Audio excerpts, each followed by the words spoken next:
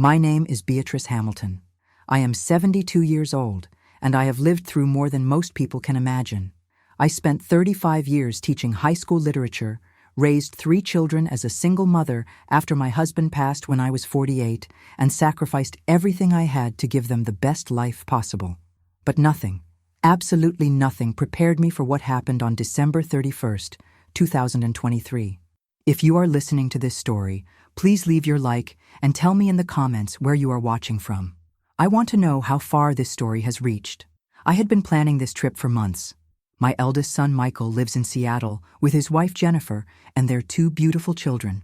I live in Miami, which means a 5-hour flight and nearly $800 for a last-minute ticket.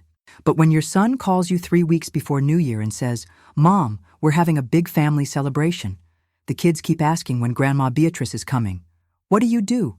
You book that flight immediately. I remember sitting in my small apartment, looking at my savings account on my laptop screen. After paying for the flight, I would have exactly $2,347 left until my next pension payment. But Michael was my firstborn. The boy I carried for 9 months. The child I rocked to sleep every night when his father worked double shifts at the factory.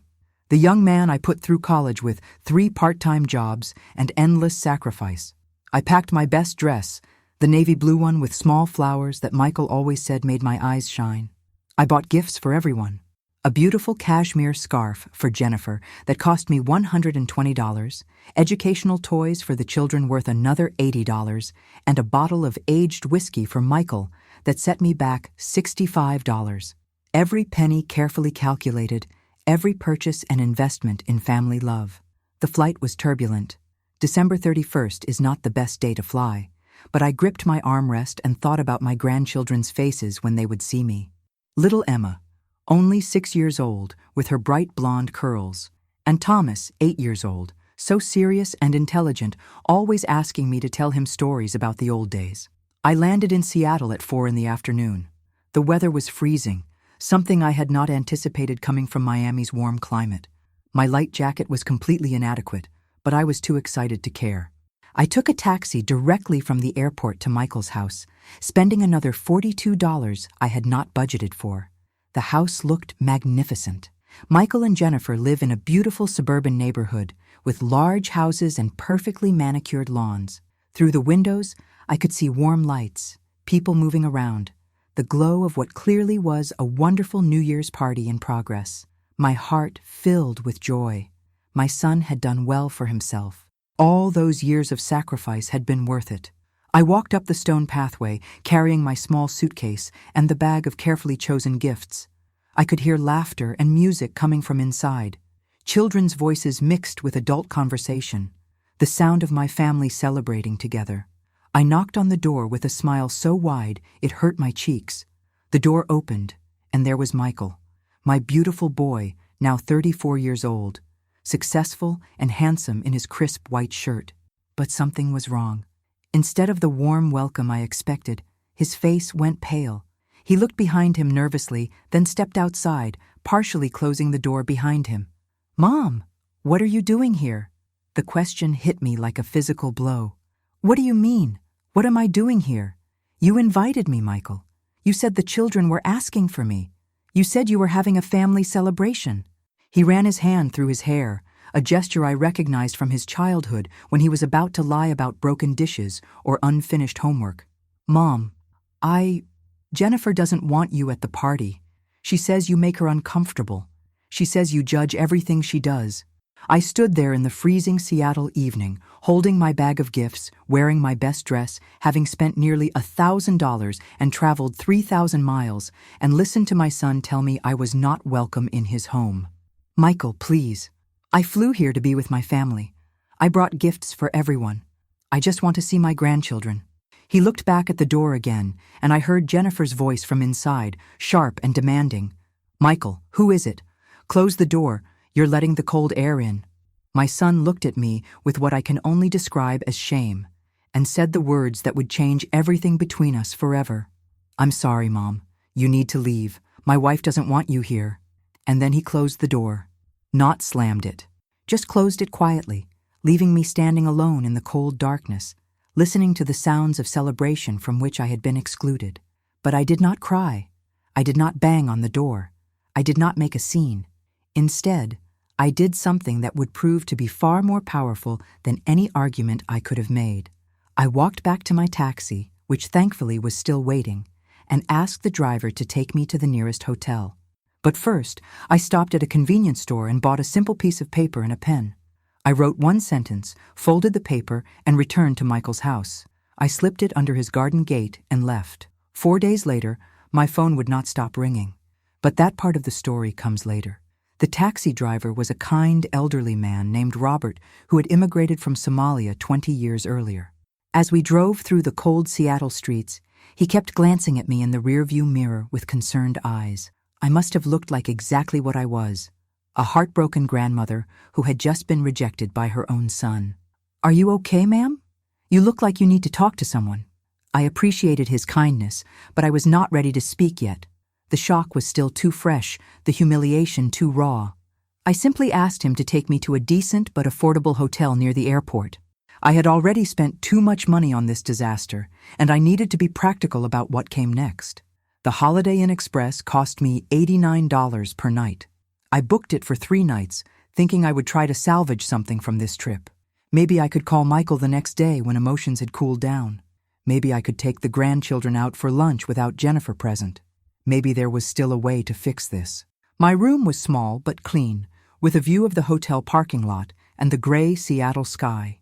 I sat on the edge of the bed, still wearing my navy blue dress with the little flowers, still holding the bag of unopened gifts, and finally allowed myself to feel the full weight of what had just happened. This was not the first time Jennifer had shown me coldness, but it had never been this explicit, this cruel. Over the past 5 years, since she and Michael got married, I had noticed the gradual changes, the shorter phone calls, the canceled visits, the way she would find excuses to leave the room when I was talking to Michael on video calls. I had tried so hard to win her over. When they got engaged, I spent 6 months hand-knitting a beautiful white blanket for their future home, working on it every evening after my teaching day ended. Jennifer thanked me politely, but I never saw it displayed anywhere in their house. When Emma was born, I flew to Seattle and stayed for 2 weeks, cooking meals, doing laundry, helping with night feedings. Jennifer barely spoke to me the entire time, but I had always told myself that some people are just shy, just need more time to warm up. I had convinced myself that eventually we would find common ground, that eventually she would see how much I loved Michael and the children, how much I wanted to be part of their family. I opened my phone and scrolled through the messages Michael had sent me over the past few weeks. "Mom, we're having a big celebration. The kids keep asking about Grandma Beatrice. It wouldn't be the same without you." Every single word now felt like a lie, or at best, a promise he was too weak to keep. That night, I barely slept. I kept replaying the moment over and over. The way Michael's face changed when he saw me. The way he looked back at the door like a child afraid of getting in trouble. The way he chose his wife's comfort over his mother's dignity.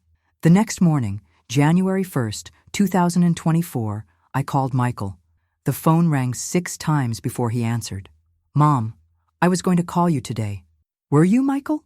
"Because I'm sitting in a hotel room that I cannot afford, holding Christmas gifts for grandchildren I was not allowed to see, wondering how my own son could treat me this way." There was silence on the other end. Then, "Mom, you have to understand Jennifer's position. She feels like you judge her parenting, like you think she's not good enough for me." Have I ever said anything critical about Jennifer, Michael? Have I ever been anything but kind and supportive? It's not what you say, Mom. It's how you look at her. It's the way you rearrange things in her kitchen when you visit. It's the way you correct the children's grammar. I felt something cold settle in my chest. I rearrange things in her kitchen because I am trying to help. I correct the children's grammar because I was a teacher for 35 years, and I want them to speak properly. These are acts of love, Michael. Jennifer doesn't see it that way. And what do you see, Michael? Do you see a mother who worked 3 jobs to put you through college? Do you see a woman who never remarried because she wanted to focus all her attention on raising her children? Do you see someone who has never missed a birthday, never forgotten a holiday, never failed to be there when you needed her? The silence stretched between us like an ocean. Finally, he said, "Mom, I think it's better if you give us some space. Maybe in a few months, when things calm down, we can try again. Space, Michael?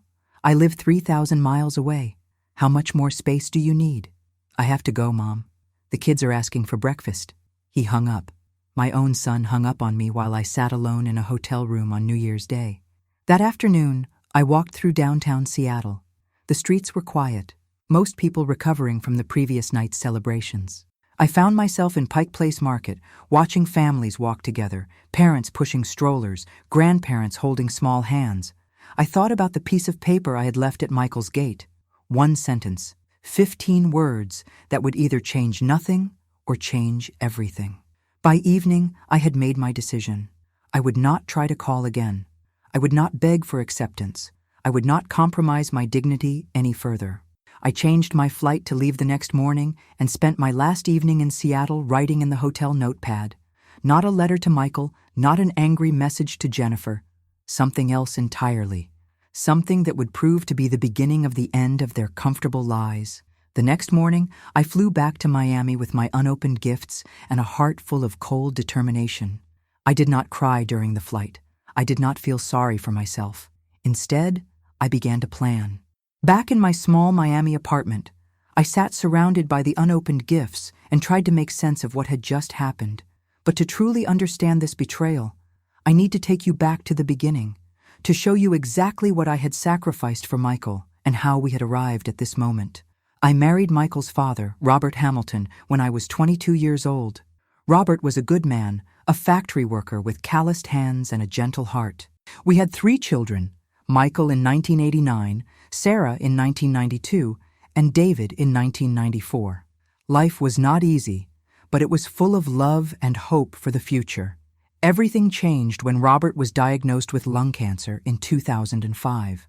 The medical bills started immediately. Even with insurance, we faced co-pays, experimental treatments, medications that cost hundreds of dollars per bottle. I was teaching full-time at Lincoln High School, making $38,000 per year, but it was not enough. I took a second job tutoring students after school, then a third job grading papers for a testing company on weekends. I would wake up at 5 in the morning to grade papers before teaching, then tutor until 8 at night, then come home to help my children with their homework and take care of my dying husband. Robert fought for 18 months. 18 months of watching the strongest man I knew waste away to nothing. 18 months of choosing between buying groceries and buying his pain medication. 18 months of lying awake at night, listening to him struggle to breathe while calculating how we would pay the next doctor's bill. He died on March 15th, 2007, leaving me with 3 teenagers, a mortgage, and medical debt that totaled $47,000. Michael was 17 and about to graduate high school. Sarah was 14 and struggling with her father's death. David was only 12 and still believed his daddy would come back somehow. I could have declared bankruptcy. My lawyer advised me to do exactly that, but I looked at my children and knew that their futures depended on my choices in that moment. Michael had been accepted to the University of Florida with a partial scholarship. Sarah was showing incredible talent in art. David was brilliant at mathematics. I would not let financial devastation destroy their dreams. So I kept all 3 jobs. I paid the minimum on credit cards and put every extra dollar toward the medical debt. I drove a 15-year-old Honda Civic that broke down regularly. I shopped at thrift stores and learned to make meals from rice, beans, and whatever vegetables were on sale.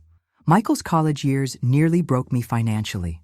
His partial scholarship covered tuition, but there were still books, housing, food, transportation. I sent him $200 every month, money I scraped together by skipping meals and walking to work instead of driving. During his sophomore year, he called me crying because his laptop had died during finals week. I did not have the money to buy him a new one, but I could not bear to hear my son so desperate. I pawned my wedding ring, the only valuable thing Robert had ever given me, and sent Michael $800 for a replacement laptop. He never knew about the ring. I told him I had been saving money from my tutoring job. When he graduated magna cum laude in 2011, he thanked me in his speech for always believing in him, for always finding a way to support his dreams. I cried tears of pride and exhaustion, knowing that every sacrifice had been worth it. Sarah got into art school in New York. More money I did not have, but somehow found. David earned a full scholarship to MIT for engineering, which was the first financial relief I had experienced in years. By 2015, when all 3 children had graduated and started their careers, I had finally paid off Robert's medical debt. I was 53 years old, exhausted, and alone. I had not dated anyone since Robert's death. I had not taken a vacation, bought new clothes, or done anything for myself in 8 years. Michael got his first job at a tech company in Seattle. He was making good money, living in a beautiful apartment, building the life I had dreamed of for him.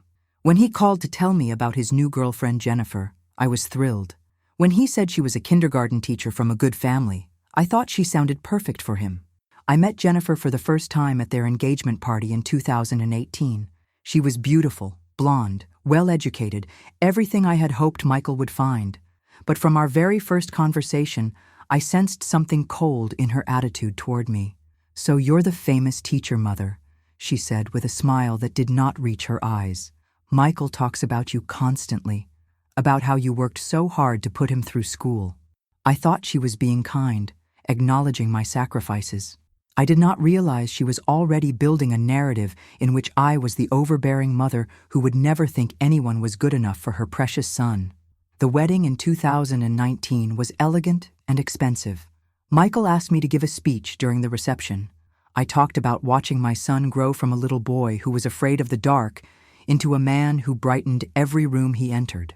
I talked about being proud of the woman he had chosen, about welcoming Jennifer into our family with open arms. But I noticed that during my entire speech, Jennifer stared at her hands instead of smiling. Later, I overheard her talking to her mother. "I just hope she doesn't expect to be involved in every aspect of our lives. Some mothers have a hard time letting go." That was the first crack in the foundation, though I did not recognize it at the time. Over the next 4 years, the cracks grew wider. Phone calls became shorter and less frequent. Invitations to visit became rarer. When Emma was born in 2020, I was not invited to the hospital. When Thomas was born 2 years later, I learned about it from Sarah. Not from Michael himself, but I told myself that young couples needed space. I told myself that Jennifer was just protective of her family. I told myself that love would eventually win over whatever reservations she had about me. I was wrong about everything. Sitting in my Miami apartment with those unopened gifts, I finally saw the pattern clearly. This had not been a sudden decision by Jennifer. This had been a calculated campaign to remove me from Michael's life, one small rejection at a time, until the final humiliation in Seattle. But what Jennifer did not understand, what Michael had forgotten, was that I had survived much worse than her petty cruelties. I had buried my husband, raised 3 children alone, and fought my way out of crushing debt through sheer determination. She had picked a fight with the wrong woman. During those first weeks of January back in my Miami apartment, I began to see things I had deliberately ignored for years. Sometimes when you are in the middle of a situation, you make excuses for people's behavior because you want to believe the best about them. But distance and heartbreak have a way of bringing clarity to even the most complicated relationships. I started going through my phone, reading old text messages between Michael and me. What I discovered made my stomach turn with a mixture of anger and sadness. In December of 2022, I had asked Michael if I could come visit for Christmas. His response was immediate. "Mom, Jennifer thinks it would be better if we kept Christmas small this year. Just the 4 of us. You understand, right?" But then, scrolling through Sarah's social media posts from that same Christmas, I saw photos of Jennifer's parents, her sister's family, and even Jennifer's college roommate all gathered around Michael's Christmas tree. Apparently, keeping Christmas small meant excluding only me. In March of 2023, I had called to wish Emma a happy 6th birthday. Michael answered the phone, and I could hear the party happening in the background. Children laughing, adults talking, the sounds of a celebration in full swing. "Oh, Mom, you just missed her. She's opening presents right now, and it's pretty chaotic here. Can I just say happy birthday to her quickly? I've been looking forward to calling her all day. She's really focused on her new toys right now. Maybe call tomorrow when things are calmer." I called the next day, and the day after that. Emma was always either napping or at a friend's house or busy with homework. I never got to wish my granddaughter a happy birthday, but Jennifer had posted dozens of photos from that party on social media. I could see both sets of grandparents holding Emma, helping her blow out candles, reading her new books. Everyone except me had been invited to celebrate my granddaughter's birthday. The pattern was becoming impossible to ignore. Every major holiday, every birthday, every family celebration had been carefully orchestrated to exclude me while including everyone else Jennifer deemed worthy. I remembered the last time I had visited Seattle, in August of 2023. I had planned the trip weeks in advance, bought my plane ticket early to get a better price, arranged for my neighbor Mrs. Rodriguez to water my plants while I was gone. When I arrived, the house felt different. Jennifer was polite but distant, answering my questions with short, clipped responses. Michael seemed nervous, constantly looking between his wife and me as if waiting for some kind of explosion. I had brought coloring books and puzzles for the children, carefully chosen educational toys that would help with their development. When Emma opened her gift, Jennifer immediately said, "Oh, how nice. We'll have to put this away with her other special toys." I never saw Emma play with anything I had given her during that entire visit. On my second day there, I offered to cook dinner for the family. I had always been a good cook, and Michael used to love my homemade lasagna.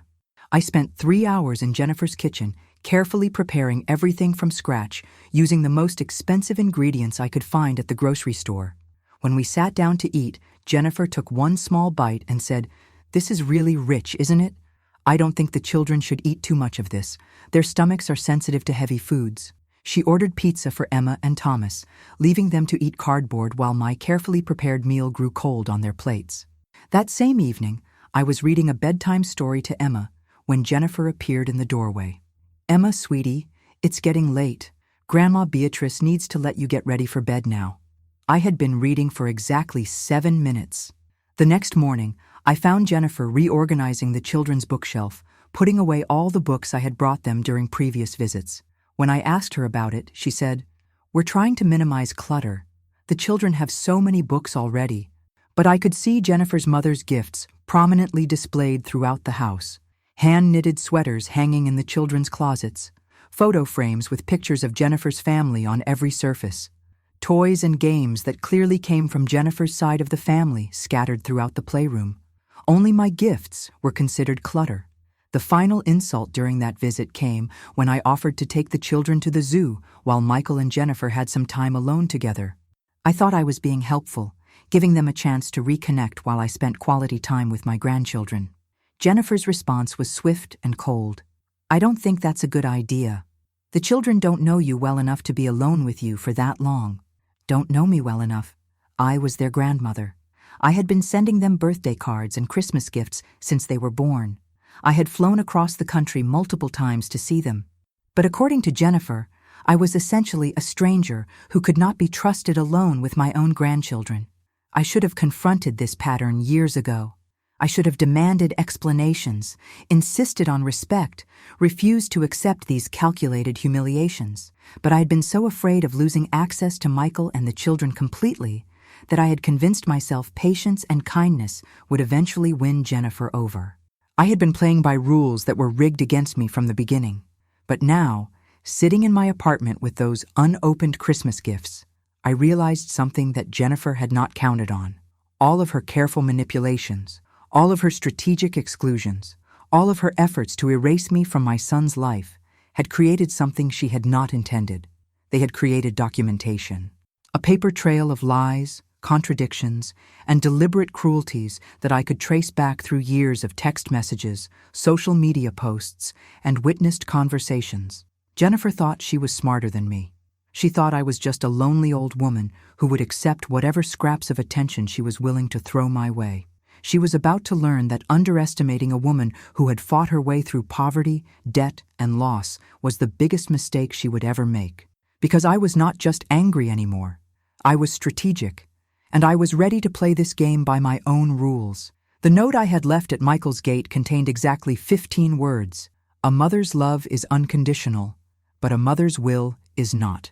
Think carefully about your choices." I spent the first 2 weeks of January letting those words settle in Michael's mind while I began my own investigation.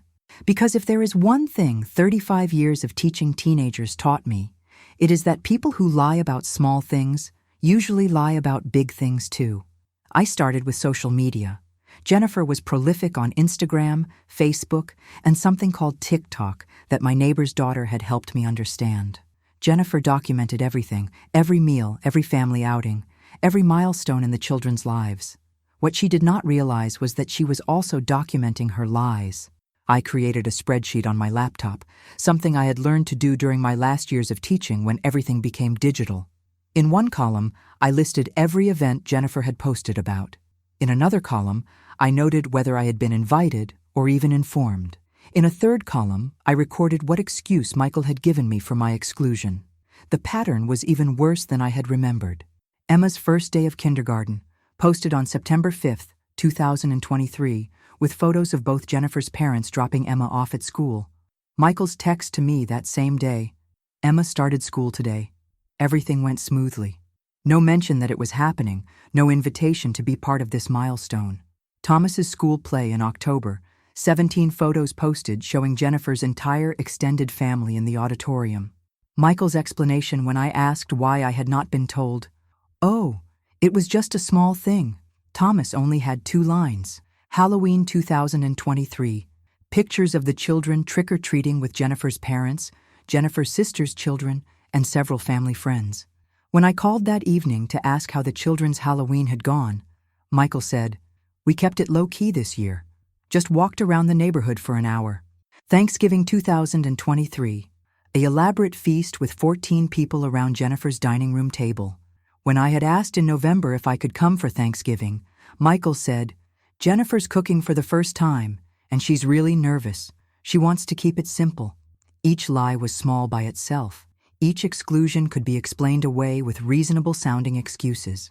But together, they formed a deliberate pattern of erasing me from my grandchildren's lives while carefully documenting how full and rich those lives were without me. But social media was only the beginning of my investigation. I had other resources that Jennifer did not know about. My daughter Sarah works in digital marketing in Atlanta. When I called her and explained what I was discovering, she was furious. "Mom, I've been watching this happen for years, and I didn't know how to tell you.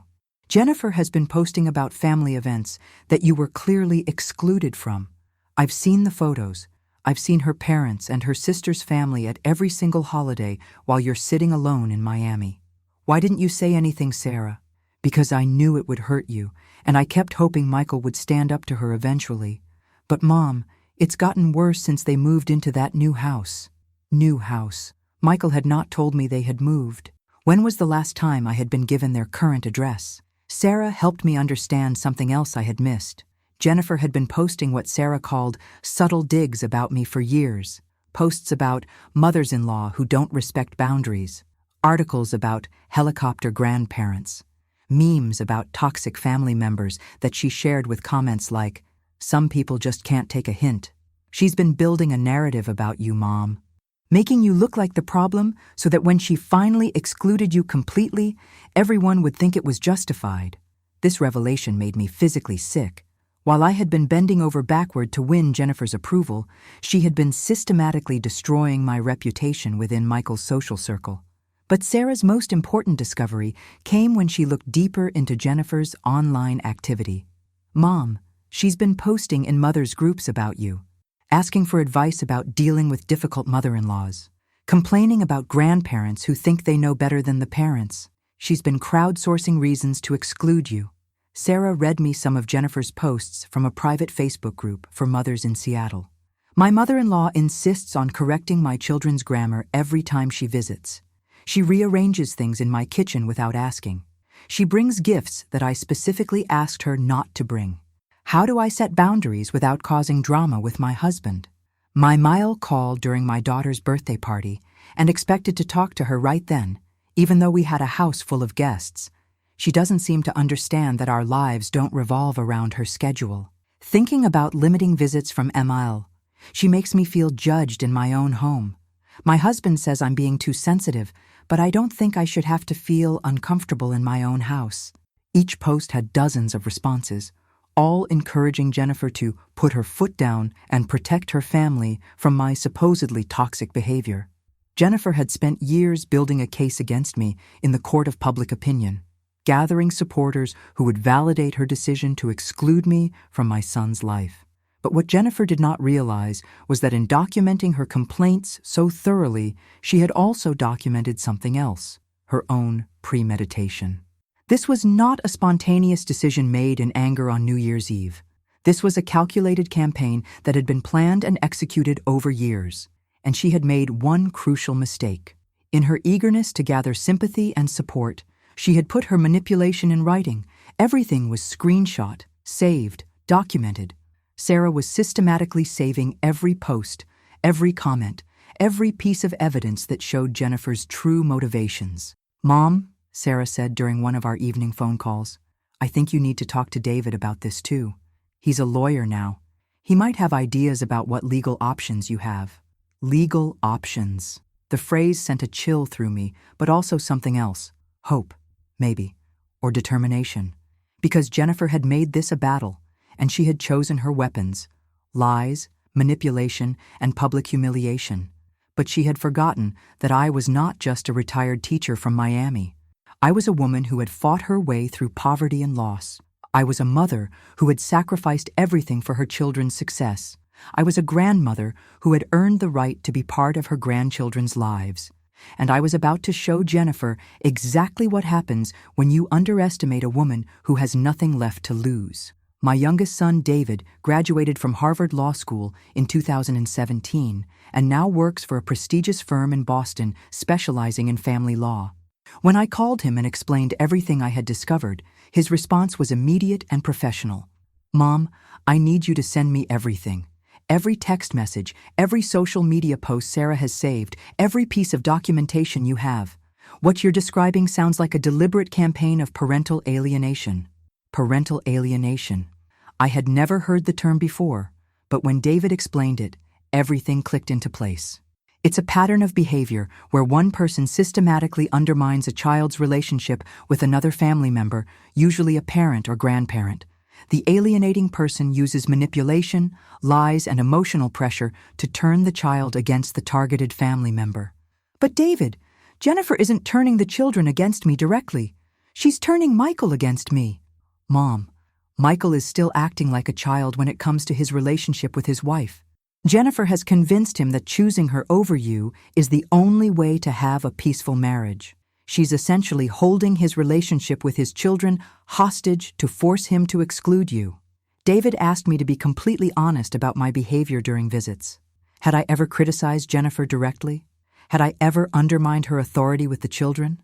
Had I ever done anything that could be construed as overstepping boundaries?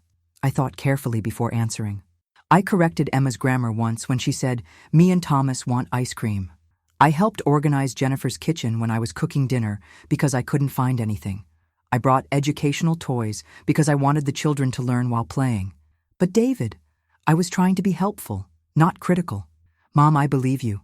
But Jennifer has taken normal grandparent behavior and reframed it as boundary violations. She's weaponized your love for the family against you."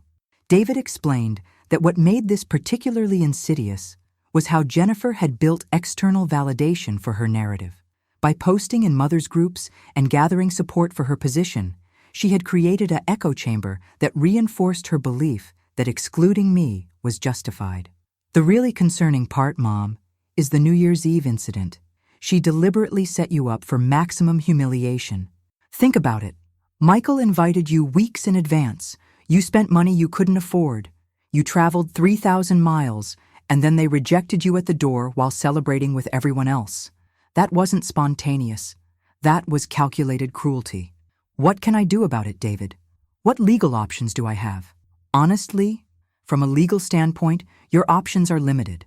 Grandparents' rights vary by state, and they're generally only enforceable when there's been an established relationship that's been severed, or when the grandchildren are at risk of harm. My heart sank. So Jennifer can just decide I don't exist anymore, and there's nothing I can do about it? I didn't say that, Mom. I said your legal options are limited, but you have other options that might be much more effective. David explained that while courts rarely intervene in family disputes like this, public accountability can be incredibly powerful. especially when someone has built their reputation on being a good mother and wife. Jennifer has made her life very public through social media. She's created a persona of being the perfect mother and wife. That makes her vulnerable to having her behavior exposed. What do you mean? I mean that Jennifer's entire campaign against you depends on people believing her version of events. But Mom, you have evidence that directly contradicts her claims. You have documentation showing that she's lied repeatedly about why you've been excluded from family events. David suggested I document everything in a formal timeline, with evidence for each incident. He also recommended I reach out to other family members who might have witnessed Jennifer's behavior over the years. The goal isn't revenge, Mom. The goal is accountability. Jennifer has been able to manipulate this situation because she's controlled the narrative. But narratives can change when people have access to the full truth. And you, what would you do in my place? Have you ever experienced something similar? Share your experience in the comments. After our call, I spent the next 3 days creating what David called the documentation package. I organized every text message, every social media post, every lie and contradiction into a comprehensive timeline that showed the deliberate pattern of exclusion and manipulation. But David had also given me another idea, one that made my heart race with both fear and excitement. Mom, you said you left a note at Michael's gate. What exactly did you write? I repeated the message. A mother's love is unconditional, but a mother's will is not. Think carefully about your choices. David was quiet for a moment. Then he started laughing. Mom, that's brilliant. You've essentially told them that their inheritance is at stake without making any specific threats. And given that you're a 72-year-old woman with assets they probably expect to inherit someday, that message is going to keep them awake at night. I do have assets, David. The house is paid off, I have my teacher's pension, and I've saved money over the years. Not a fortune, but enough that it matters. Exactly. And Mom, here's what Jennifer doesn't understand about wills and estates. Emotional manipulation can be grounds for disinheritance. If you can document that she systematically turned your son against you through lies and manipulation, that's legally relevant to inheritance decisions. The idea had never occurred to me before, but David was right. I had always assumed my children would inherit everything I had worked so hard to accumulate. But inheritance is not a right. It is a gift from parents to children who have earned it through love, respect, and loyalty. Michael had chosen his wife's cruelty over his mother's love. He had participated in my humiliation and justified my exclusion from my grandchildren's lives. Why should he inherit the fruits of sacrifices he had forgotten and rejected? Over the next week, I began researching estate attorneys in Miami. I also started reviewing my financial situation more carefully than I had in years. The house I lived in was worth approximately $240,000, fully paid off after years of making extra payments toward the principal. My teacher's pension would continue until my death, but I also had savings of $63,000 and a life insurance policy worth $100,000. Not wealthy by any measure, but enough to represent security for my children and grandchildren. Enough to matter if it was suddenly no longer guaranteed. I thought about Emma and Thomas, about the educational funds I had planned to establish for them, about the vacations I had imagined taking them on when they were older, about the family traditions I had hoped to pass down. All of that required me to be part of their lives. All of that required respect and inclusion, not just from Michael, but from Jennifer too. If they wanted to treat me like I was already dead, maybe it was time to show them what that would actually look like. Because my note had promised them that my love was unconditional, but my will was not. And I had always been a woman who kept her promises. The estate attorney I met with was a sharp woman named Maria Santos, who had been practicing family law in Miami for over 20 years. When I explained my situation, she listened carefully, taking notes and asking pointed questions about the timeline of events. Mrs. Hamilton, what you're describing is unfortunately more common than people realize. Adult children sometimes allow their spouses to manipulate family relationships, and the parents bear the consequences. The question is, what outcome do you want here? I want my son to understand what he's lost. I want him to recognize that his wife has poisoned his mind against me. and I want to protect myself financially from people who clearly don't value my presence in their lives." Maria nodded.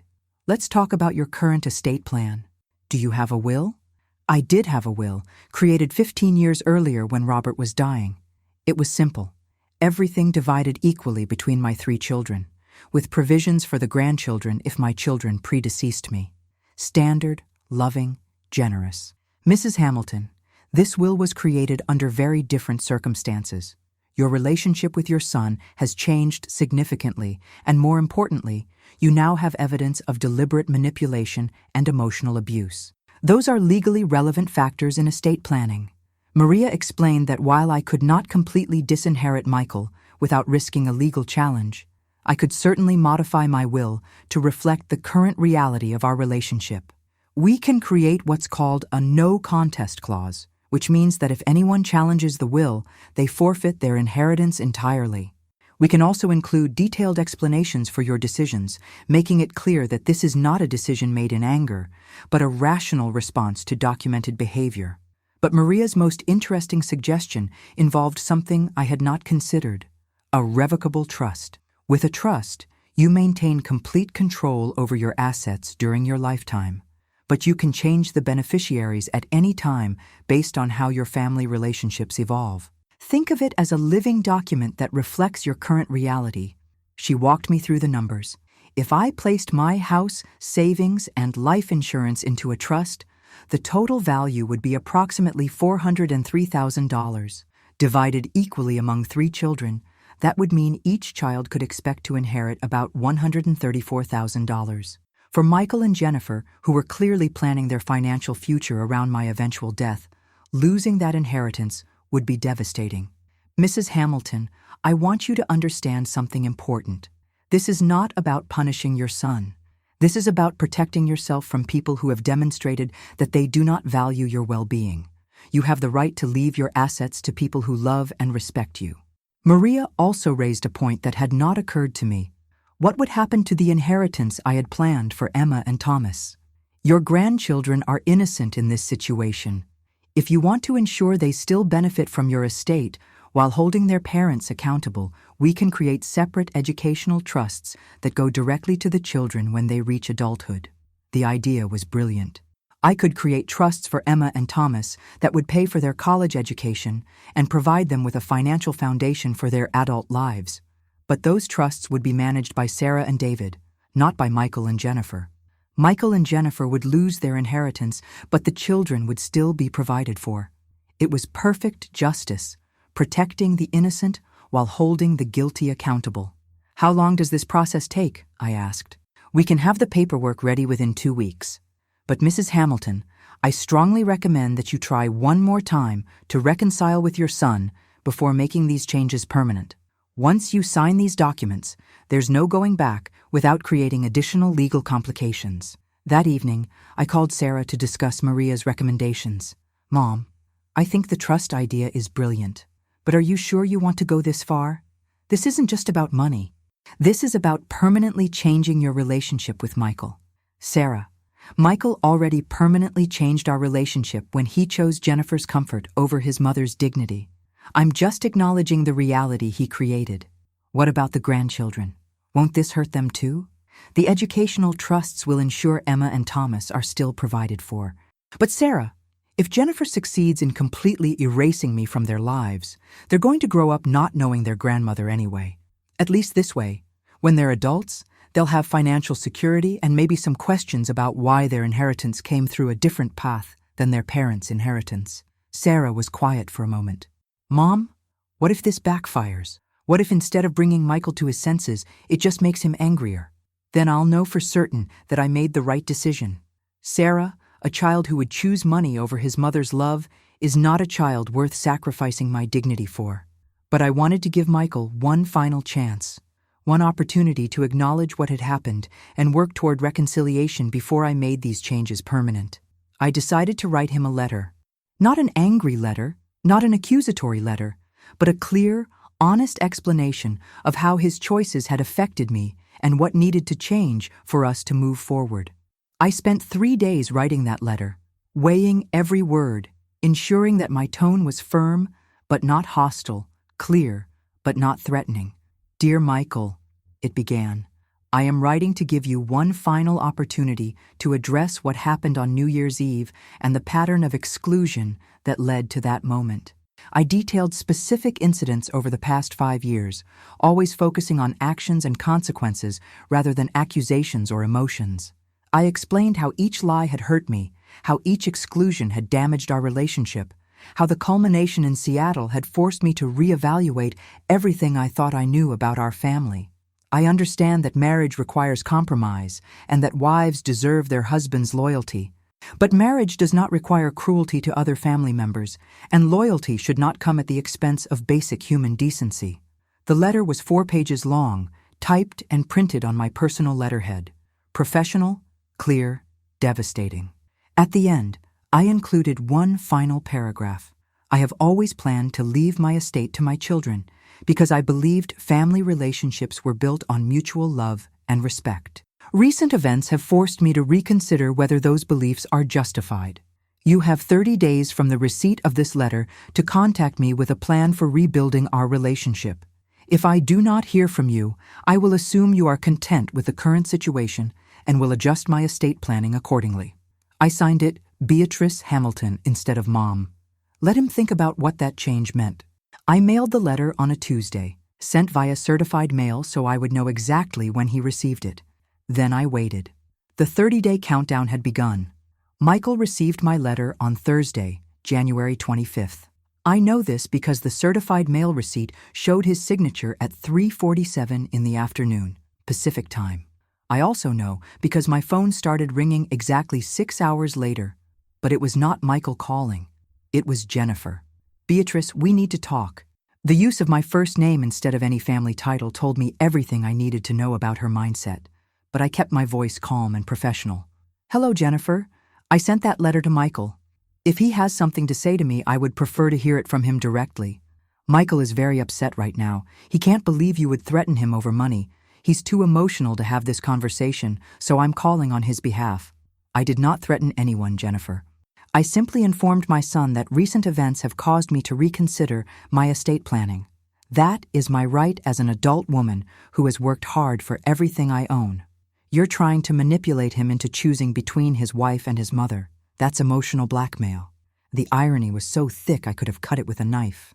Jennifer, who had spent years manipulating Michael into choosing between his wife and his mother, was now accusing me of manipulation for giving him an opportunity to make an informed choice. Jennifer, let me be very clear about something. I am not asking Michael to choose between his wife and his mother. I am asking him to acknowledge that his mother deserves basic respect and inclusion in family events. If you consider that an unreasonable request, then we have very different definitions of family. You make me uncomfortable, Beatrice. You judge everything I do. You criticize my parenting. You rearrange things in my house without asking. Michael has chosen to support his wife's feelings over his mother's demands, and now you're punishing him financially. Jennifer, can you give me one specific example of when I have criticized your parenting? Silence. Can you tell me exactly what I have judged you for? More silence. Can you explain how helping in your kitchen when I am cooking dinner for your family constitutes overstepping boundaries? It's not what you say, Beatrice. It's how you make me feel. And how exactly do I make you feel, Jennifer? Like I'm not good enough for your son. Like I'm not smart enough to raise my own children properly. Like you think Michael made a mistake marrying me. There it was. The truth, finally spoken out loud. Jennifer's entire campaign against me was based on her own insecurities, her own fears that she was not worthy of Michael's love. Instead of working on those insecurities or discussing them with her husband, she had decided to eliminate the person who triggered them. Jennifer, I have never said or implied any of those things. If you feel inadequate, that is something you need to address with a therapist, not by excluding your husband's mother from his life. I don't need therapy. I need boundaries. And if you can't respect my boundaries, then you can't be part of our family. Your boundaries, Jennifer? What about Michael's boundaries? What about his right to have a relationship with his mother? What about his children's right to know their grandmother? The children are fine without you. They don't even ask about you anymore. That sentence hit me like a physical blow, but I kept my voice steady. Of course they don't ask about me anymore, Jennifer. Children stop asking about people who disappear from their lives. That doesn't mean they're better off without those people. It means they've learned not to hope for what they can't have. Look, Beatrice, here's the reality. Michael has chosen his family over you. His wife and children are his priority now, not his mother. You need to accept that and move on with your life. His wife and children are his family, Jennifer. But so am I. The difference is that his wife and children will always be part of his life, but his mother won't be here forever. Someday, when I'm gone, Michael will have to explain to Emma and Thomas why they have no memories of their grandmother. He'll have to explain why he chose temporary peace in his marriage over a lifetime of family relationships.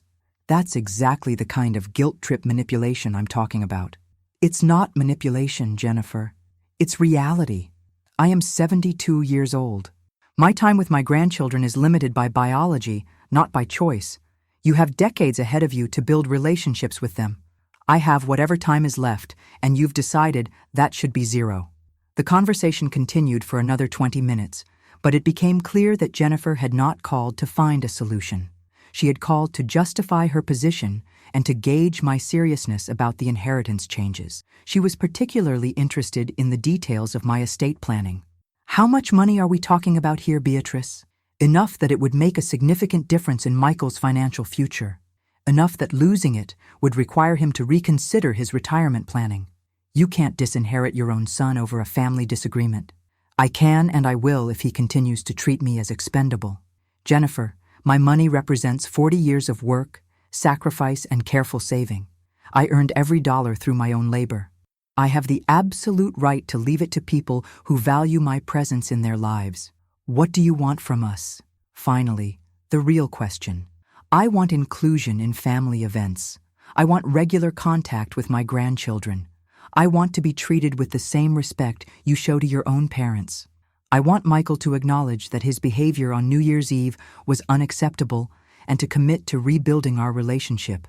And if we do those things, you'll change your will back?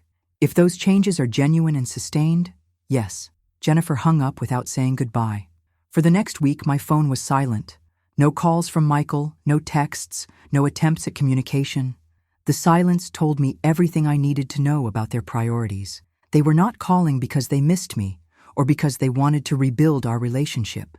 They were not calling because they felt guilty about the way I had been treated. They were calling because money was involved, and suddenly my feelings mattered enough to require management.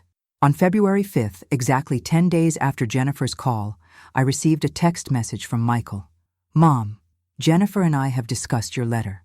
We think family counseling might help us work through these issues. Would you be willing to participate in video sessions with a family therapist? I stared at that message for a long time. On the surface, it seemed like a reasonable response, but I could read between the lines. They wanted family counseling, which meant they still viewed this as a shared problem requiring mutual compromise. They wanted video sessions, which meant they were not willing to invest in flying me to Seattle or flying to Miami themselves. They wanted a therapist to mediate, which meant they were not willing to acknowledge fault or take responsibility for their actions. Most telling, the message came 11 days into my 30-day deadline, which meant they had spent those 11 days hoping I would forget about my ultimatum, or that the problem would resolve itself without requiring any real change on their part. I wrote back, Michael, I appreciate that you are willing to consider counseling. However, I think individual conversation between us needs to happen before involving a third party. Please call me when you're ready to discuss this directly. His response came 2 hours later. I think it would be better to have professional guidance from the beginning. Jennifer found a therapist who specializes in mother-in-law conflicts. Jennifer found a therapist. Jennifer, who did not think she needed therapy, had somehow become the person selecting our family's mental health professional. I did not respond to that message. 18 days remained in my 30-day deadline, and they were still trying to control the terms of reconciliation. On February 15th, with 15 days remaining in my deadline, I received an email that changed everything. It was not from Michael or Jennifer. It was from someone I had never heard of before, a woman named Rebecca Chen. Dear Mrs. Hamilton, my name is Rebecca Chen, and I am a kindergarten teacher at Maple Grove Elementary School in Seattle. I work with your granddaughter Emma. I am writing to you because I am deeply concerned about something that happened at our school yesterday, and I believe you have a right to know about it. My hands began trembling as I continued reading. Yesterday, we had Grandparents' Day at our school. Children were invited to bring their grandparents to their classrooms to share stories, help with crafts, and have lunch together. Emma has talked about her grandmother Beatrice many times throughout the school year, always with excitement and love. She has told me about the books you used to read to her and the educational toys you would bring when you visited. I had to stop reading and take several deep breaths. Emma remembered me. Despite Jennifer's efforts to erase me from her life, my granddaughter still carried memories of our time together. When I asked Emma if her grandmother Beatrice would be joining us for Grandparents' Day, she became very sad. She told me that her mommy said grandmother Beatrice was sick and couldn't visit anymore. When I asked if she had spoken to you recently, Emma said her mommy told her that you were too sick to talk on the phone, and that it would make you sicker if she called you. The letter continued, and each word made my heart pound harder. Mrs. Hamilton, only Emma's maternal grandparents attended Grandparents' Day. When I asked Mrs. Jennifer Hamilton about Emma's other grandparents, she told me that Emma's paternal grandmother had health issues that prevented travel and communication. She said this with what seemed like genuine sadness, as if she was sorry to deliver bad news about your condition. Jennifer had told my granddaughter that I was sick, not just unavailable, not just living far away, but sick and getting sicker. She had made Emma believe that calling me would somehow harm me. Mrs. Hamilton, I am writing to you because Emma drew a picture during our art time yesterday. It was a drawing of herself talking on a telephone to someone she labeled Grandma Beatrice in the hospital. When I asked her about the drawing, she said she missed you very much, but couldn't call you because it would make you more sick. Rebecca had attached a photo of Emma's drawing to the email. It showed a little girl with blonde curls holding a telephone with tears drawn on her face.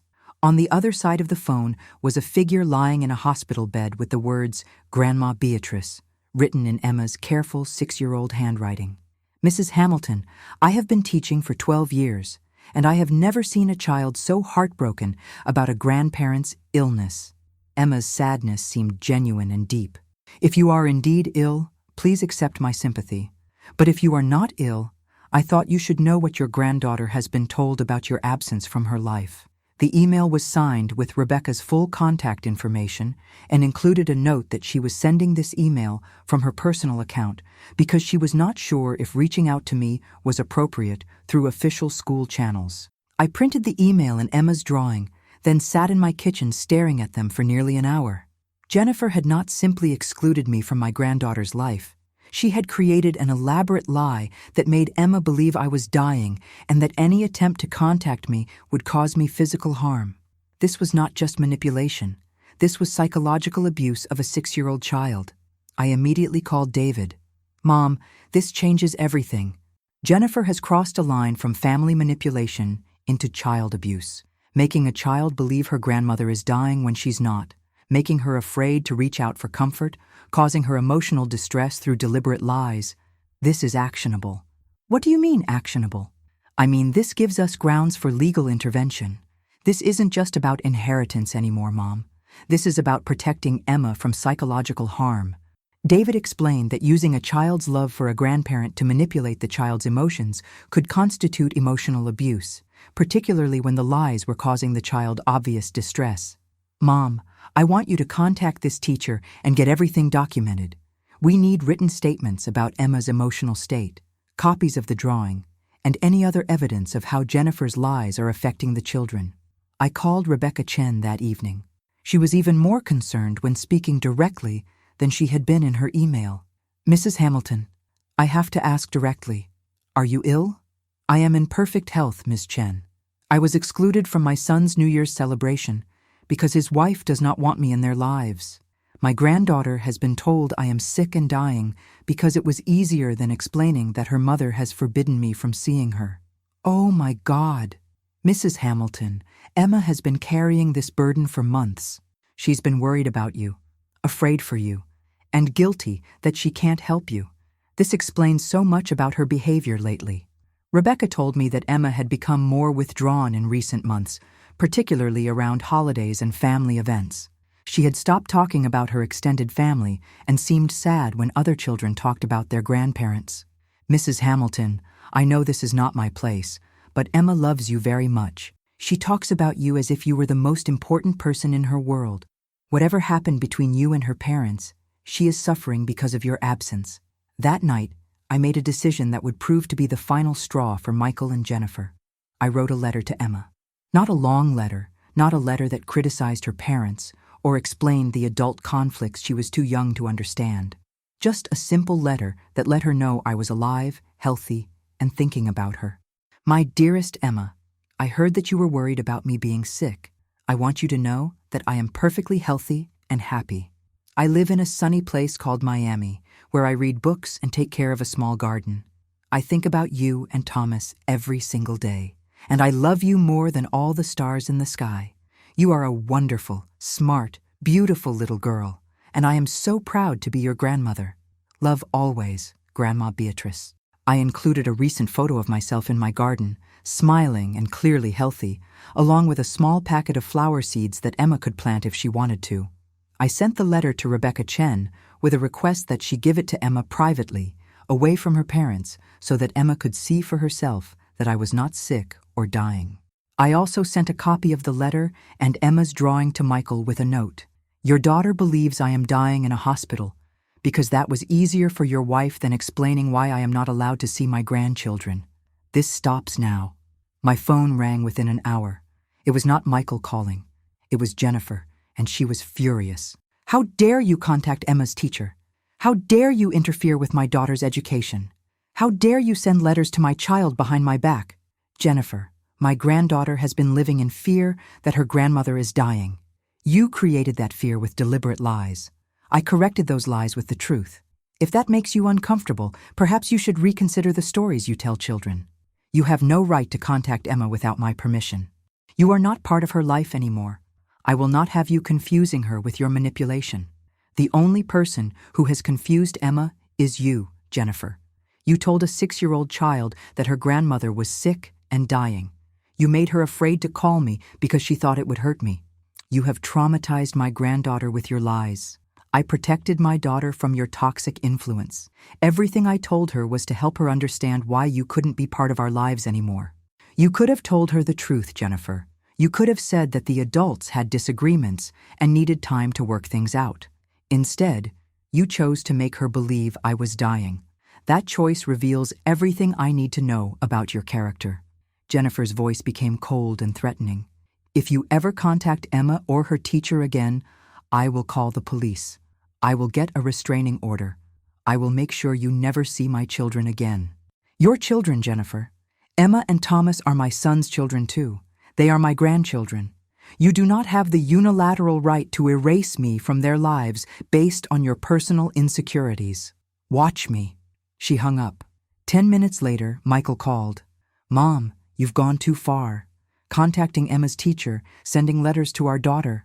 Jennifer is talking about moving the family to her parents' state, so you can never see the children again. You need to stop this immediately." "Michael, your daughter drew a picture of herself crying because she thought I was dying in a hospital. Your wife told her that calling me would make me sicker. How is correcting those lies going too far?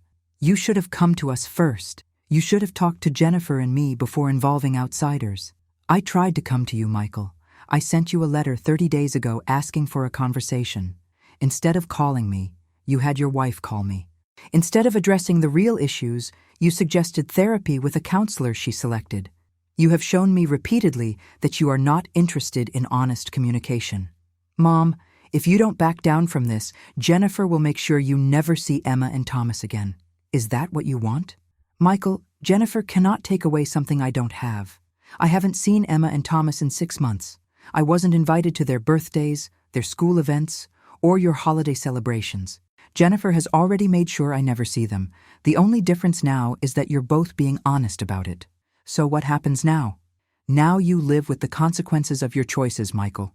All of them. I hung up and immediately called Maria Santos.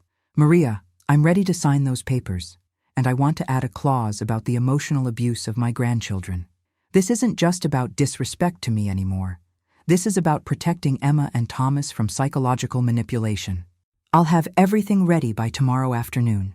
As I sat in my apartment that night, I realized that my 30-day deadline had become irrelevant. Michael and Jennifer had shown me exactly who they were and what they valued.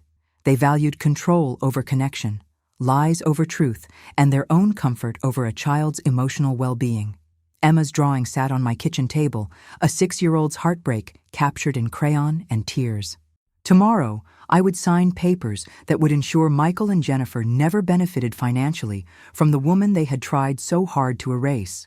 But more importantly, I would set in motion a plan that would guarantee Emma and Thomas would someday know the truth about what happened to their grandmother and who was responsible for keeping us apart. February 22nd, the day I signed the papers that would change everything. But before I went to Maria Santos's office, I did something that Michael and Jennifer would never see coming. Something that would prove their lies, expose their manipulation, and create a permanent record of the truth. I called Rebecca Chen one more time. Ms. Chen, I know this is an unusual request, but I need you to document everything that happened with Emma and Grandparents' Day. I need official records of what she was told about me, how it affected her behavior, and what she drew. Would you be willing to write an official report? Mrs. Hamilton, I've been thinking about this situation all week. What's been done to Emma is not right. Yes, I will document everything. In fact, I've already spoken to our school counselor about Emma's emotional state. We both agree that a child should not be carrying this kind of worry about a grandparent's health unless it's true. Rebecca explained that schools are required to document signs of emotional distress in children, particularly when that distress appears to stem from family situations. Mrs. Hamilton, Emma's teacher from last year, also remembers her talking about you frequently and happily. The change in her demeanor this year has been noticeable. We have documentation going back months showing her increased sadness around family topics. This was better than I had hoped. Professional educators with training in child psychology had independently observed and documented the negative impact of Jennifer's lies on Emma's emotional well-being. But Rebecca had more information that would prove crucial. Mrs. Hamilton, there's something else you should know. When Mrs. Jennifer Hamilton told me about your health issues, she was very specific. She said you had early-stage dementia and that contact with the grandchildren would be confusing and upsetting for everyone involved. My blood ran cold. Jennifer had not just told people I was sick. She had told them I had dementia. She had created a medical narrative that would explain why I might act confused or say things that contradicted her version of events. She said that the family had made the difficult decision to limit contact for everyone's emotional protection, including yours. This was sophisticated manipulation.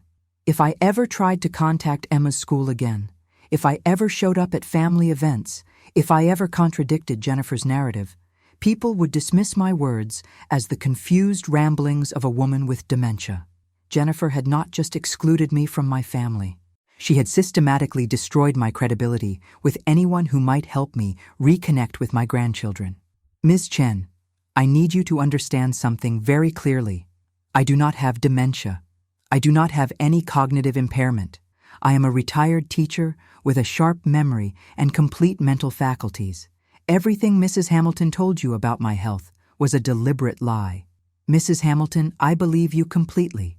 Your emails have been articulate and coherent. Your concern for Emma's well-being has been appropriate and measured. You show no signs of confusion or cognitive decline. Would you be willing to put that assessment in writing? Absolutely.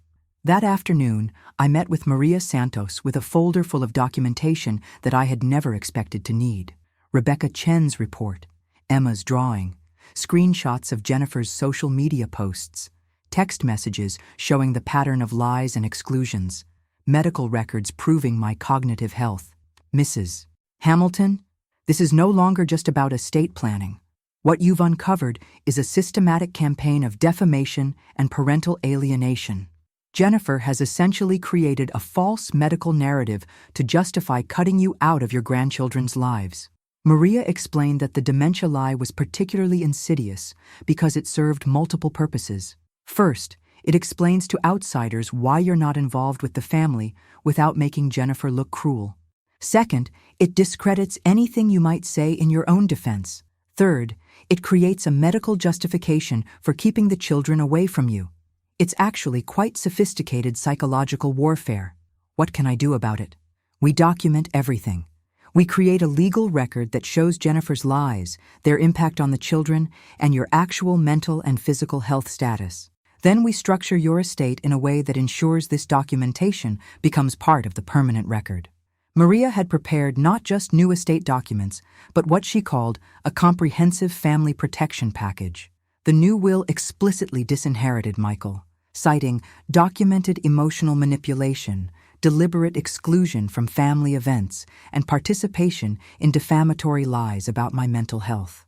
Instead of inheriting my house and savings, Michael would receive exactly $1, the legal minimum required to show he had not been forgotten accidentally. The educational trusts for Emma and Thomas were structured to provide them with college funding and a financial foundation for their adult lives. But those trusts included something unique, a complete record of why their grandmother had been absent from their childhood. When Emma and Thomas turn 18, they'll receive not just their inheritance, but a comprehensive file documenting everything that happened. They'll see Jennifer's social media posts, the school reports about Emma's distress, the medical records proving you were never sick, and every lie their mother told to keep you away from them. My house and the majority of my savings would go to Sarah and David, who had supported me throughout this ordeal and maintained relationships with me based on love and respect rather than expectation of inheritance. But Maria's most creative addition was something called a vindication clause. Mrs. Hamilton, if at any point before your death Michael acknowledges his behavior, apologizes sincerely, and works to rebuild a genuine relationship with you, the will can be modified to include him again. But the apology and reconciliation have to be real, sustained, and documented. How do we determine if it's real? You maintain control during your lifetime.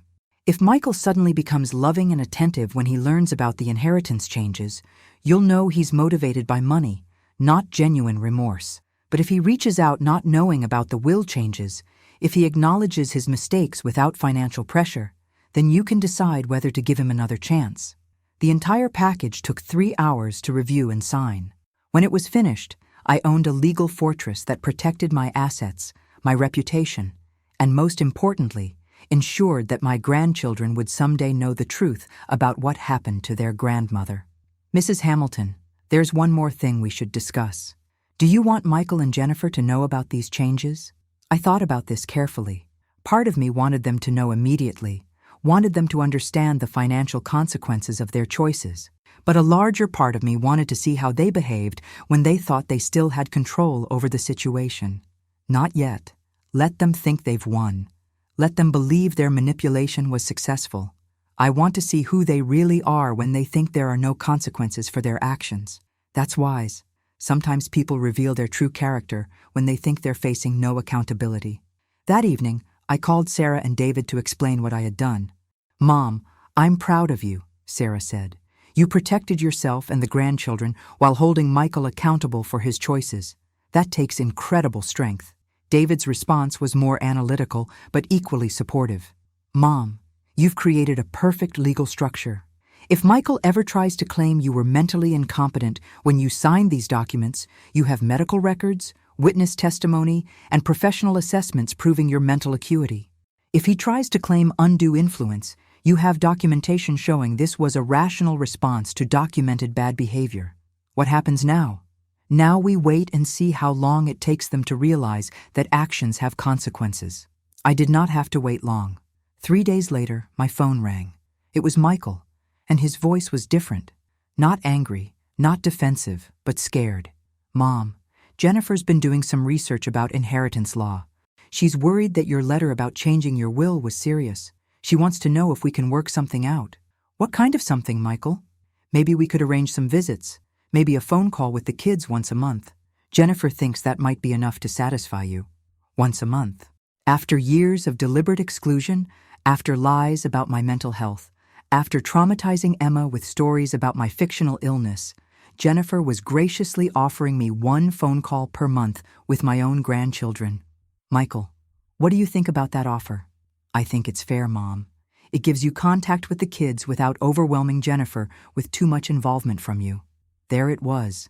Michael truly believed that one monthly phone call was a generous compromise. He truly thought that his mother should be grateful for whatever scraps of access his wife was willing to grant. I'll think about it, Michael. Mom, we really need to resolve this soon. Jennifer's been looking at houses in her home state. She thinks it might be better for the children to be closer to her family. The threat was clear. Accept the minimal contact Jennifer was offering, or risk losing all access when they moved 3,000 miles away. I understand, Michael. Give me a few days to consider your proposal. I hung up and smiled for the first time in weeks. Michael and Jennifer thought they were negotiating from a position of strength. They thought I was a desperate grandmother who would accept any terms to maintain minimal contact with my grandchildren. They had no idea that their negotiating position had just evaporated completely. Because tomorrow, I was going to show them exactly what happens when you underestimate a woman who has nothing left to lose. February 28th, the day I decided to stop playing by their rules. I had spent 6 days thinking about Michael's generous offer of one monthly phone call, and I had reached a conclusion that surprised even me. I did not want their compromise. I did not want their carefully controlled scraps of access. I did not want to spend the rest of my life begging for permission to love my own grandchildren. I wanted justice. That morning, I did something I had never done before. I created my own social media account. Sarah helped me set up Facebook and Instagram profiles under my real name, with my real photo and a simple bio. Retired teacher, proud mother of 3, grandmother of 2 beautiful children I am no longer allowed to see. Then I posted Emma's drawing. The drawing of my granddaughter crying while talking to her sick grandmother in the hospital. The drawing that showed a 6-year-old child's heartbreak over a grandmother who was supposedly dying but was actually perfectly healthy and living 3,000 miles away. I captioned it simply, "This is what my 6-year-old granddaughter drew when her teacher asked about Grandparents' Day. She was told I was too sick to visit and that calling me would make me sicker. I am in perfect health. I was excluded from their New Year's celebration after traveling 3,000 miles to attend. This is what parental alienation looks like." Within hours, the post had been shared dozens of times. Comments began pouring in from people who had experienced similar situations, from teachers who recognized the signs of emotional manipulation, from family members who understood the pain of being systematically excluded from loved ones' lives. But more importantly, the post began showing up on the social media feeds of people in Seattle, people who knew Michael and Jennifer, people who had believed the narrative that I was an overbearing mother-in-law who needed boundaries. I also did something else that day. I called Michael's workplace. "Good morning. This is Beatrice Hamilton. I'm trying to reach my son, Michael Hamilton, to discuss a family emergency." "One moment, please, Mrs. Hamilton. I'll transfer you to his direct line." When Michael answered, his voice was professional and slightly confused. "Mom, is everything okay? They said you called about a family emergency." "There is a family emergency, Michael. Your daughter has been psychologically traumatized by lies about her grandmother's health, and your wife has been telling people I have dementia to justify keeping me away from my grandchildren. I would call that a family emergency, wouldn't you?" "Mom, you can't call my work. This is completely inappropriate." "What's inappropriate, Michael, is lying to a 6-year-old child about her grandmother dying. What's inappropriate is telling school officials that I have cognitive impairment when I am perfectly healthy. What's inappropriate is excluding your mother from family events while posting photos of everyone else celebrating together." "Mom, I can't discuss this at work. People can hear you." "Good. I want people to hear me. For years, I've been quiet while your wife systematically destroyed my relationship with my son and grandchildren. I've been patient while she told lies about my character and my mental health. I've been dignified while she emotionally abused my granddaughter with stories about my fictional illness. That ends today." "What do you mean it ends today?" "I mean I'm done protecting your reputation, Michael. I'm done pretending that your behavior has been acceptable. I'm done allowing Jennifer to control the narrative about why your mother is absent from your children's lives." I could hear the panic in his voice. "Mom, what have you done?" "I've told the truth, Michael. I've shared Emma's drawing with the world. I've explained why she thinks her grandmother is dying in a hospital. I've documented every lie Jennifer told to justify my exclusion from your family. You posted about our family on social media? Mom, that's insane. Jennifer is going to lose her mind. Jennifer should have thought about that before she lied to school officials about my mental health. Actions have consequences, Michael. All actions. I hung up and waited.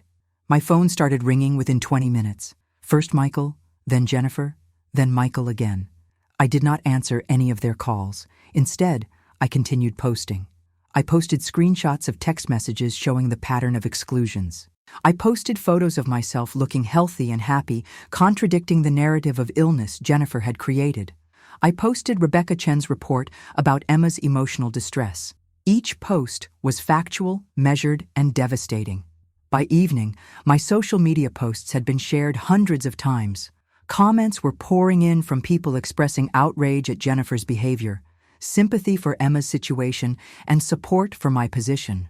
But the most important comments came from people in Seattle who knew Michael and Jennifer personally. I can't believe Jennifer told people her mother-in-law had dementia. I've been defending Jennifer for years when people said she was cold toward family members. I was at that New Year's party. I had no idea Michael's mother had traveled across the country and been turned away at the door. That's absolutely cruel. I'm a teacher in Seattle, and this kind of lying about family members' health is considered emotional abuse. This poor grandmother and this poor little girl. The narrative Jennifer had so carefully constructed was crumbling in real time. At 9 o'clock that evening, my doorbell rang. When I looked through the peephole, I saw a delivery driver holding a large bouquet of flowers. The card read, "Mom, please call us. We can work this out. Love, Michael."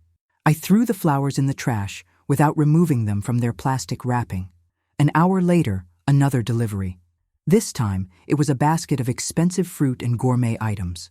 The card said, "Mrs. Hamilton, I think there have been some misunderstandings.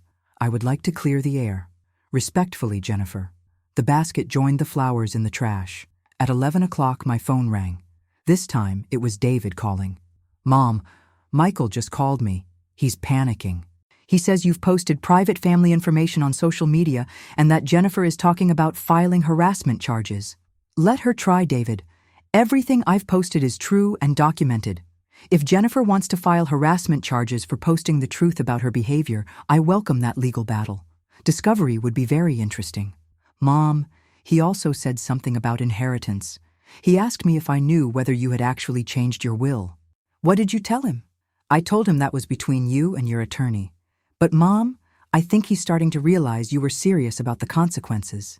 The next morning, my phone rang at 6:30. It was Michael, and he was crying. "Mom, please. You have to take down those posts. Jennifer didn't sleep all night. She's getting messages from people calling her a child abuser. Her principal wants to meet with her about the situation with Emma's school.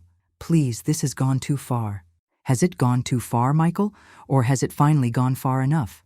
What do you want from us? Tell me what you want, and I'll make it happen. I want the truth, Michael. I want you to acknowledge what really happened. I want you to admit that your wife has been lying about me for years. I want you to recognize that excluding me from your family was cruel and unnecessary. And I want you to commit to rebuilding our relationship based on honesty and respect. Okay, yes. I admit that things got out of hand.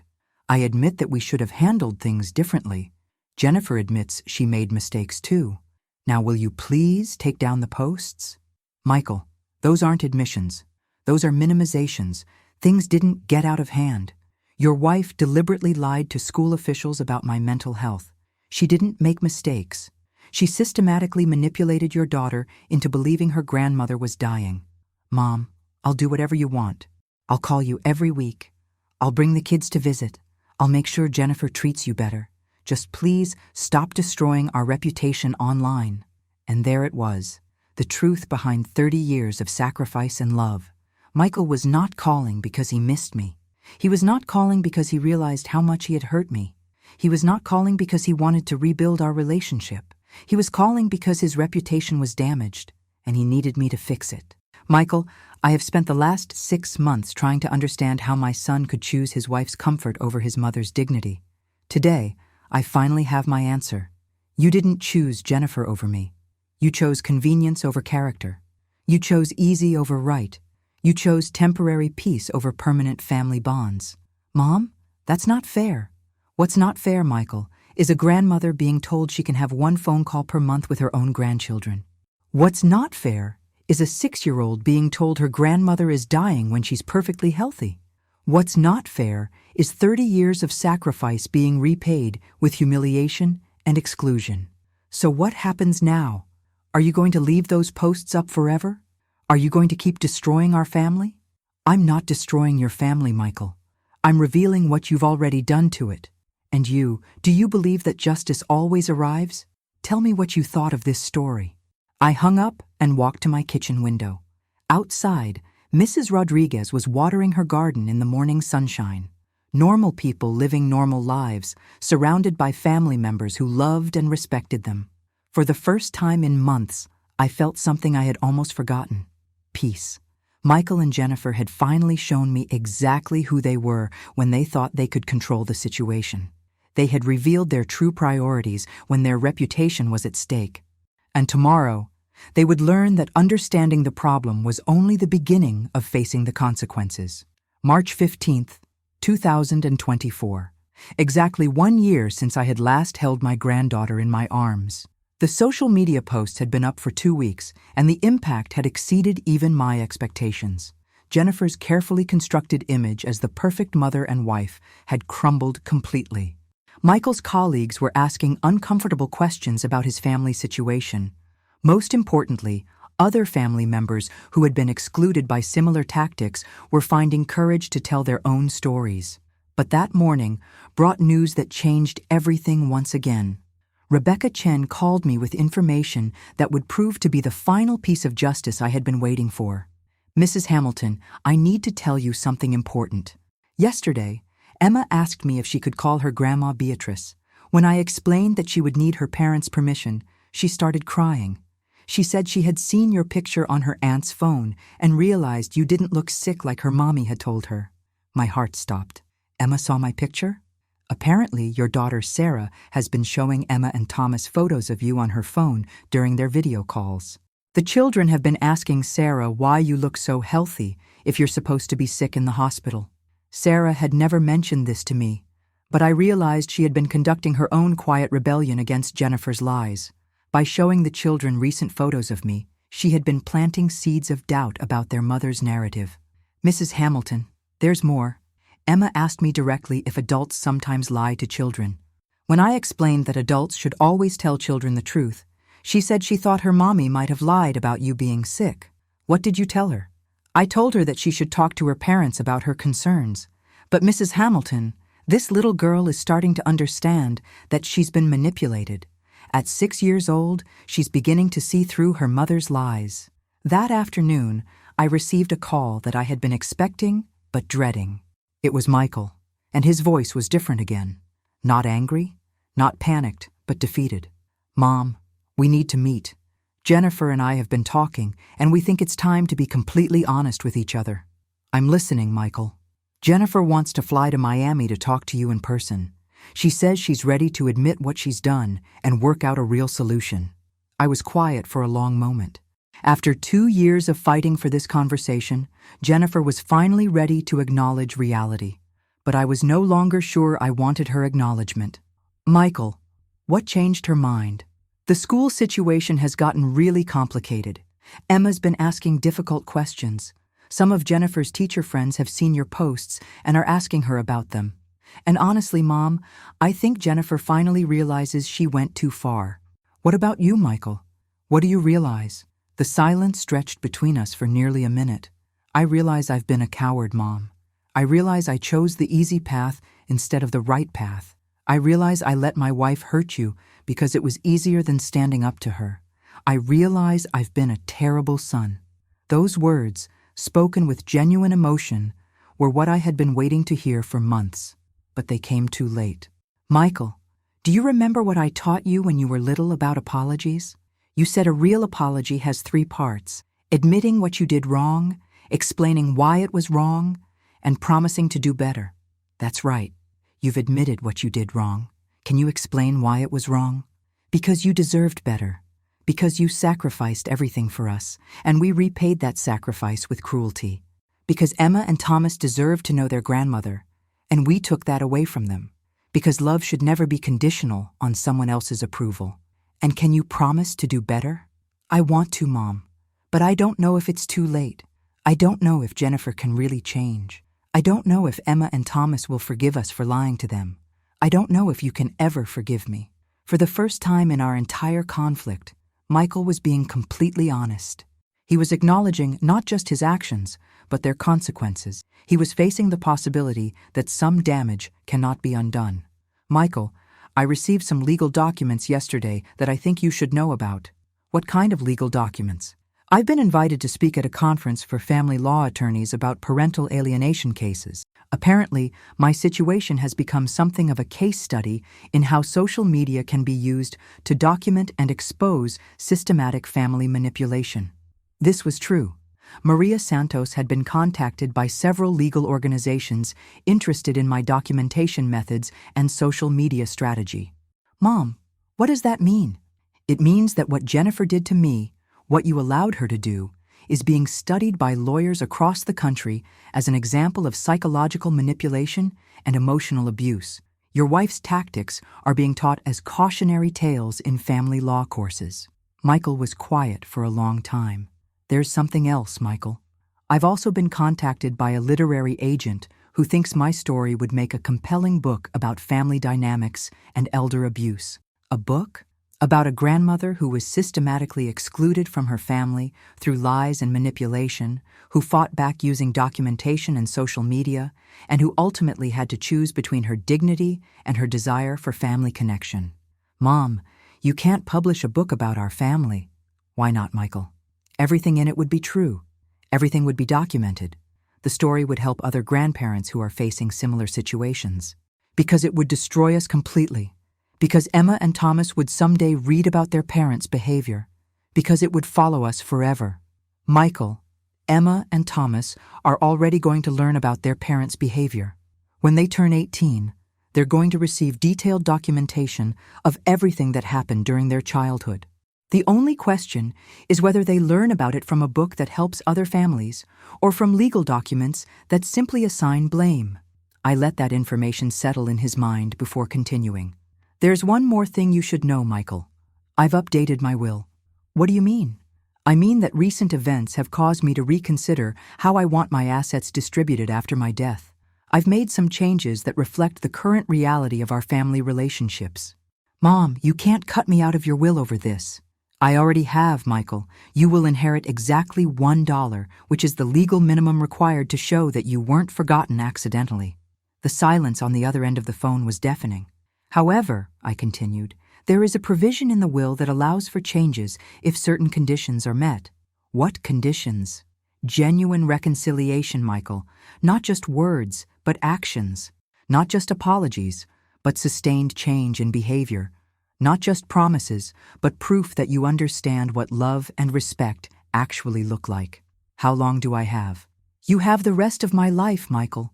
But understand that every day you wait, every day you allow Jennifer to control your relationship with your mother, every day you choose convenience over character, you're making the choice clearer. Mom, if I can convince Jennifer to change, if we can really fix this, will you give us another chance? I thought about Emma's drawing, about the tears on her 6-year-old face as she worried about her supposedly dying grandmother. I thought about the years of systematic exclusion, the lies about my mental health, the calculated cruelty of the New Year's Eve rejection. Michael, I will always love you. You are my son, and nothing can change that. But love and trust are different things. Forgiveness and restoration are different things. You and Jennifer will have to prove that you understand the difference. How? Start with Emma and Thomas. Tell them the truth about why their grandmother has been absent from their lives. Let them decide if they want a relationship with me. Show them that honesty matters more than convenience. And then? Then we see if you can rebuild what you destroyed. We see if Jennifer can acknowledge her behavior without making excuses. We see if you can stand up for your family relationships instead of hiding behind your wife's insecurities. Mom, I love you. I know I haven't shown it, but I do love you. I love you too, Michael. That's why this hurts so much. That's why your choices have consequences. And that's why earning back trust will require more than words. I hung up and walked to my kitchen table, where Emma's drawing still sat next to my legal documents. 6 months ago, I had been a lonely grandmother begging for scraps of attention from a family that had decided I was expendable. Today, I was a woman who had fought back against manipulation and won. Not because I had gotten my family back, but because I had gotten my dignity back. My phone would ring again. Michael and Jennifer would make more promises, more offers, more attempts to regain control of the situation. But the power dynamic had shifted permanently. They were no longer deciding whether I was worthy of their time. I was deciding whether they were worthy of mine. Emma and Thomas would grow up and ask questions about their grandmother's absence from their childhood. When they did, they would find a complete record of the truth. They would learn that their grandmother had loved them enough to fight for them, even when that fight meant losing them temporarily. And someday, if Michael and Jennifer ever learned what love and respect actually required, we might find our way back to each other. But if they didn't, I would know that I had chosen dignity over desperation, truth over manipulation, and self-respect over false peace. For the first time in years, that felt like enough. Justice, I had learned, is not always about getting what you want. Sometimes, justice is about ensuring that truth cannot be buried forever, that manipulation has consequences, and that love without respect is not love at all. Emma's drawing would always remind me that innocence is often the casualty of adults' failures, but it would also remind me that protecting innocence sometimes requires revealing painful truths. Subscribe to learn more stories of women who chose dignity over desperation, truth over comfort, and justice over false peace.